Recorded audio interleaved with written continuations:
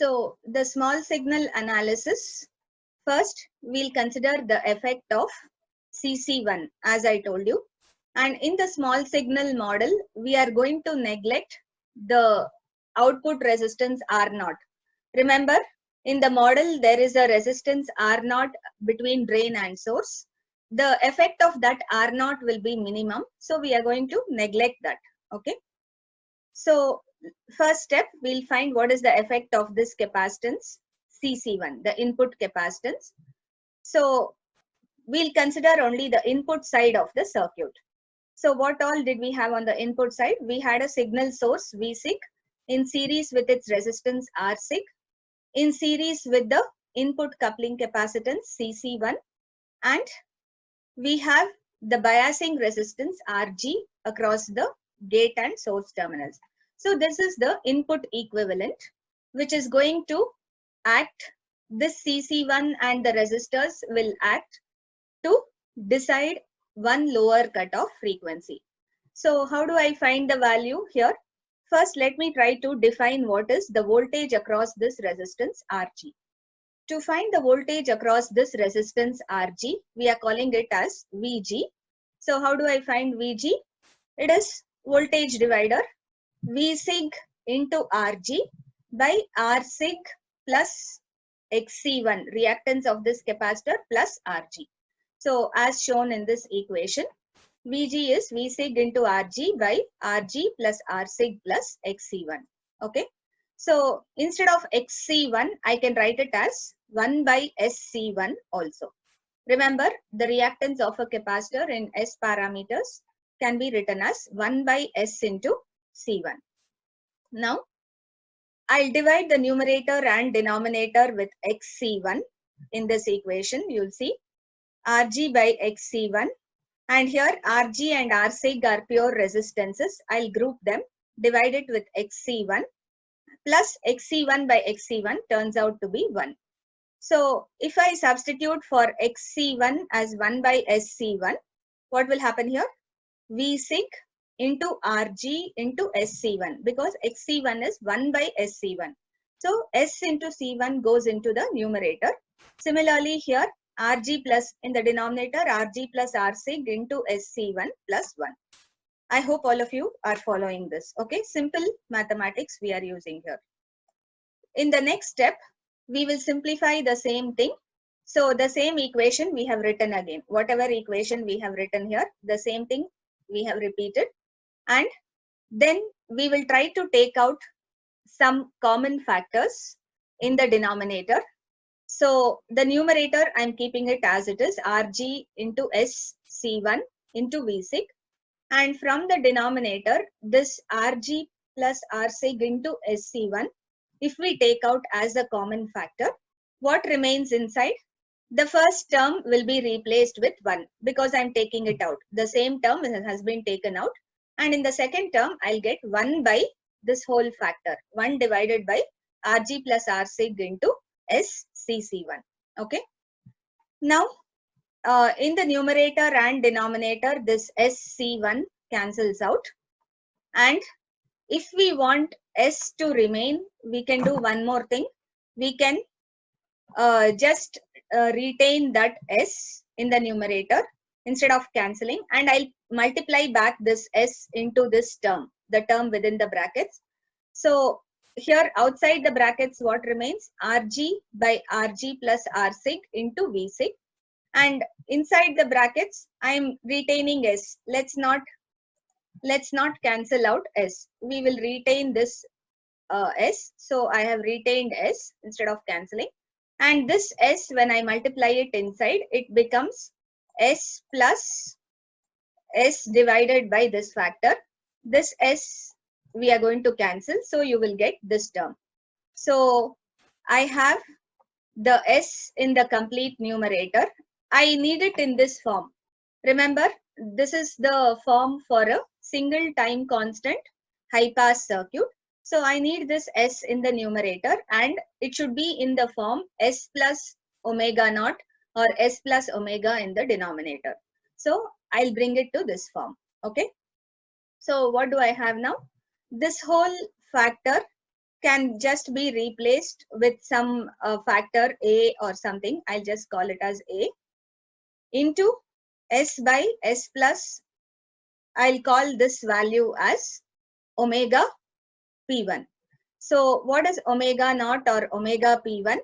Omega naught is 1 by Cc1 into Rg plus Rc. This whole term we are replacing with a value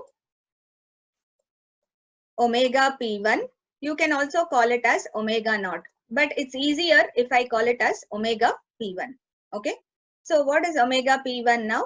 Omega P1 is 1 by Cc1 into Rg plus Rc. You should remember this relation for problems. Okay. So this is the relation used in problems. Please remember it. So omega P1 is 1 by Cc1 into Rg plus Rc. And if I want Fp1, suppose instead of omega you want F, how do I find F? If I want Fp1, I just need to add 2 pi in this denominator because omega is 2 pi F. Okay. So that 2 pi will come in the denominator. Fp1 will be 1 by 2 pi into Cc1 Rg plus Rc. Okay. This is the expression for the first lower cutoff frequency or the first pole frequency, which is created by the input coupling capacitance Cc1. So the input coupling capacitance generates this first pole frequency and the value is as derived. Now we'll move on. So the above equation has a frequency dependent factor. This factor is the transfer function of a single time constant. STC stands for single time constant. See, in the PDF what I have sent you, I have put the basics of single time constant low pass and high pass circuits also in the end. Though it is not included in your syllabus, you need to know about them to understand this frequency response and also to understand filters, which we will be doing in module 5. Okay.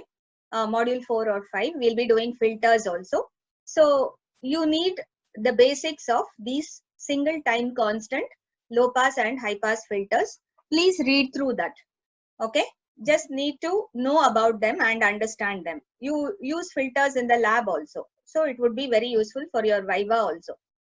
So the effect of the coupling capacitor Cc1 is to introduce a high pass STC response with a break frequency, which we are going to denote as omega P1, as I showed you.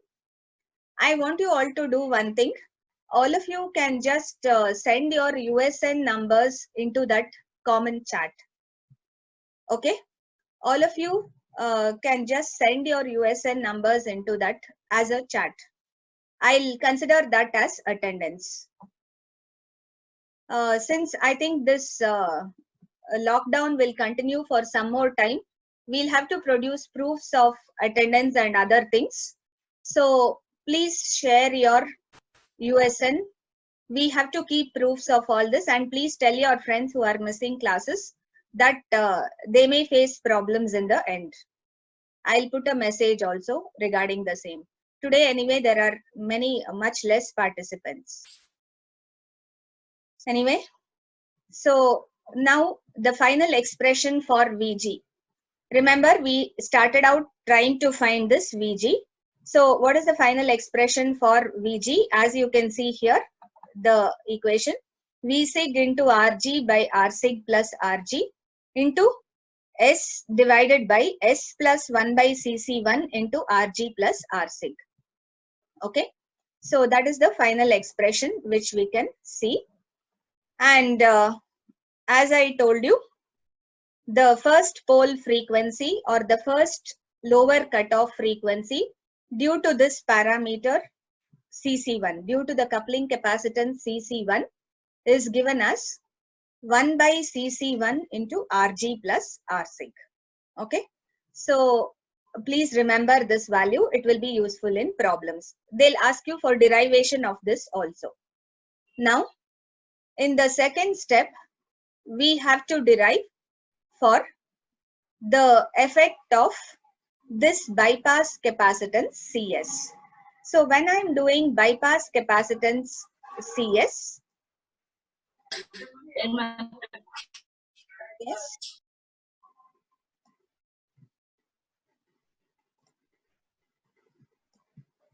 So whenever we are discussing about bypass capacitance CS, I'll consider CC1 and CC2 to act like short circuit, or they don't have any effect on the circuit. I told you it's the concept of superposition. One at a time we are going to analyze. Okay. So now to find the effect of CS, I need to draw the equivalent model for this MOSFET. So you can see that's what we have shown here. I have replaced this MOSFET with its equivalent model. This model has a resistance 1 by GM between the what? Gate and source terminals, and it doesn't end there. After that MOSFET 1 by GM, we also have what? This bypass capacitance CS in series with this 1 by GM. So here the MOSFET equivalent is only these two elements. So the replacement for this MOSFET includes, this RD is also extra. We have RD is also extra. So usually we would consider just one current here. The current value can be considered as I or ID. So you would just consider a current. This RD also comes additional here. That is from the external circuit. There was a drain resistance 1 by GM from this gate to source. But remember, though your gate terminal is connected here, the current going from this side is 0. It is only our ID which starts here and comes down here. There is no current added from the gate side. The gate terminal, there is no current added. Please remember that. Now, the rest of this circuit I've just written to show you the equivalent analogy. So we say GARSIG, CC1, RG, all that I have shown here. Anyway, this part we are not going to consider now. We have already completed the analysis of this part. What I need here is the voltage across this gate to source. What is this voltage? It will be the same voltage which we have here, VG. So the voltage from gate to source is nothing but VG. Once you know the voltage and the impedance, can't I find the value of current ID? That's what we are trying to find. So you can look at the equation written here on the left hand side. Current ID here is equal to the voltage across this gate and source VG divided by 1 by GM plus 1 by SCS. Okay. So the total drain current ID is the total voltage VG divided by 1 by GM plus 1 by S into CS, as we can see. It is voltage divided by impedance. Current is always voltage by resistance or voltage by impedance. The impedances are 1 by GM and 1 by SCS, which is nothing but the reactance of the capacitor CS. So XCS is equal to 1 by S into CS. We can see it here. So I'm just simplifying this. So when we simplify this, you can see the next equation. ID can be taking this SCSGM as the common factor. See, SGM-CS. All these three terms I'm just taking as the LCM, and it will also get multiplied with the numerator. So SGM-CS into, there is already a VG there in the numerator, divided by what happens here? SCS plus GM. So this one gets multiplied with SCS and this is GM. So this is a simplified equation. And next what I'll do, I'll bring it to this form. Remember, this is the form of a single time constant high pass circuit. So the equation for a single time constant, you should just remember this. I told you I had already derived this in the A section class, and I have also sent the material corresponding to this. Even in the first class, I did it. Okay. When we started frequency response, I have repeated it. Anyway, I have sent you the material regarding this in the PDF. Please go through. This form S by S plus omega naught or S by S plus omega, whatever we have, S by S plus some pole. That is the standard form of a single time constant circuit or STC circuit, we call it as. So I'm just bringing it to that form. So what is it? I'll retain this S as it is. VGGM, I'll keep it this side. This CS, I will divide the numerator and denominator with CS. Why do we do it? Because I have a term SCS in the denominator, which should be replaced with just S. Okay. So I want it in this form, S by S plus some factor. That is the standard form. Please remember, this is the standard form which you need to bring all equations whenever we are doing the low frequency response. Whenever we are doing high frequency response, you remember what was the standard form? It was 1 by 1 plus S by omega. This was the standard form for a high pass circuit, high pass single time constant circuit. The standard form for a low pass single time constant circuit is S by S plus GM by CS. Okay. So just remember this. So now the complete equivalent circuit, you see, will be in this form. Okay. This is the equation. Now, what is this value? So this thing I'm going to replace with the second pole frequency or the second lower cutoff frequency, which will be created due to this capacitance CS. I'll call omega P2 as GM by CS. So just replace this as omega P2. It's a simple factor for you to remember. But remember one thing, this will have the major effect on the low frequency response for the simple reason that GM is very small and CS is usually a large capacitance. This is a large bypass capacitance and this is small. So effectively, this value would be the largest among all the three frequencies whenever we find. I told you the maximum value will be taken as the lower cutoff. So the contribution of this capacitance CS has a major effect among all these three. In CC1, CC2 and CS. Among the three, CS will have the largest effect. It will give us the largest value of frequency. And it is determined as GM by CS. Okay. So next, let's see the third case. To find the effect of the last coupling capacitance on the output side, that is CC2. We have to find the effect of CC2 and this will give us the third lower cutoff frequency or the third pole frequency omega P3. So to do this, first we should find V0 on the output side, for which we have to find the value of the current I0 flowing through this RL. Remember, there is a load resistance RL connected at the output after CC2 and the current flowing through that is treated as I0.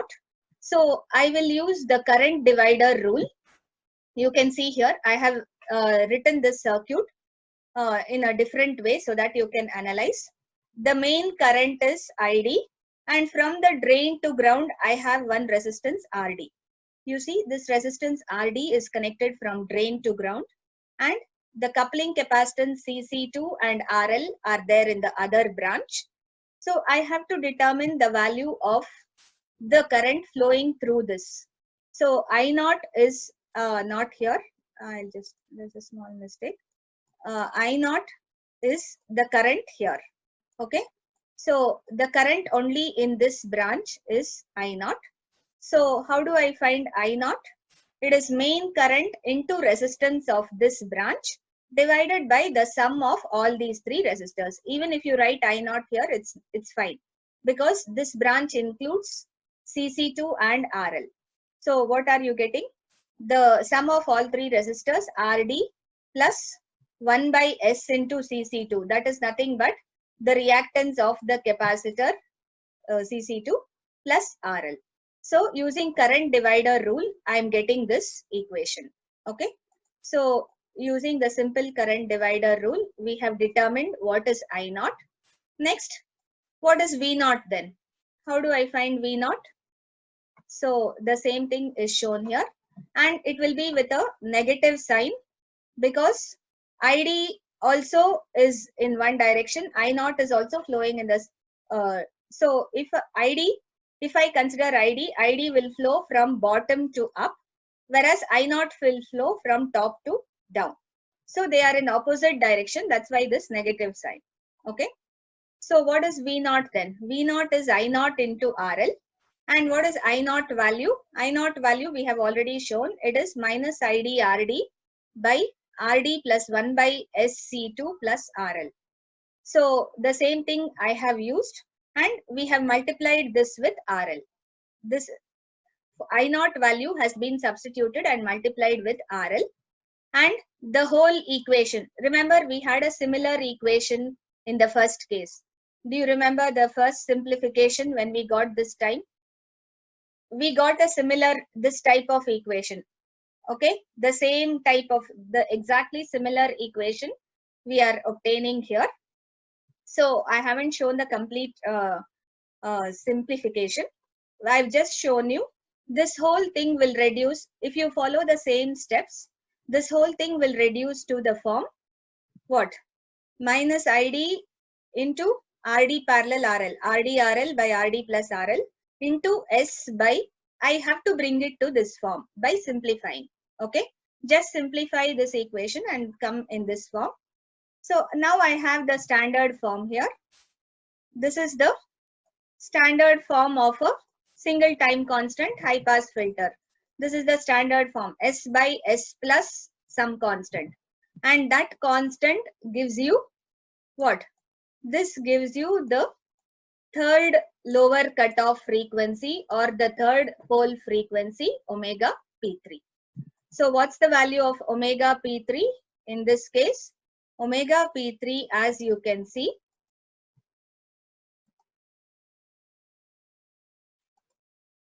will be 1 by CC2 into RD plus RL, this value, whatever we have it here.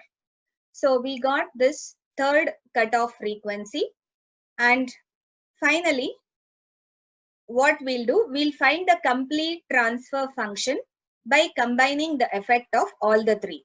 Remember, I told you we are using superposition. According to superposition, we have considered only one capacitor acting at a time, and we have checked what would be the effect of that capacitance. Now, what we have to do, I'll combine all the three together. So what would you get? You would get V naught by V sig, combining all these three equations. So here you have an expression for V naught. Here we have the term ID, and in this ID can be replaced with this part. So wherever you have ID, you replace it with this. And here you have VG. Wherever you have VG, you replace it with this. So it is substitute VG, which I got in the first part of the analysis, into the second part of the analysis. Substitute VG here. And then whatever you get ID. Substitute that ID in the third part of the analysis here. So you will get V naught in terms of V sig. So finally, I can find the expression for the overall gain V naught by V sig. It will be this value. You can see it is a simple. Can you identify what is this part? This part is nothing but your midband voltage gain. Remember, we had derived the expression for midband voltage gain in the beginning, where we considered all three capacitors are acting like short circuits. And we replaced the MOSFET with its small signal equivalent model. Small signal equivalent model where device capacitances don't exist and all these external bypass and coupling capacitances are shorted. So then we had found the expression for AM. So all of you please sit and work out all this as home practice, and you'll understand again. This AM we had derived in the last class. So this is nothing but your mid-band gain into, you see there are 3 different lower cutoff pole frequencies generated. Omega P1 due to CC1, Omega P2 due to CC2, and Omega P3 due to CC3. So there are 3 different things, and everything clubbed into one equation will result into something like this. Okay. Therefore, as you can see, it can be written as AM, mid-band gain, into all these 3. Next, we will try to see what is the effect of these 3 frequencies and how we should consider. How to determine the lower 3 dB frequency in a amplifier circuit. So the magnitude of the amplifier gain at frequency can be written like this. The expression what we just now derived. And in this way, the frequency response of the amplifier can be plotted versus frequency. And the plot I'll show you. Yeah, the plot will look something like this. Why this happens? There are 3 different cutoff frequencies, as I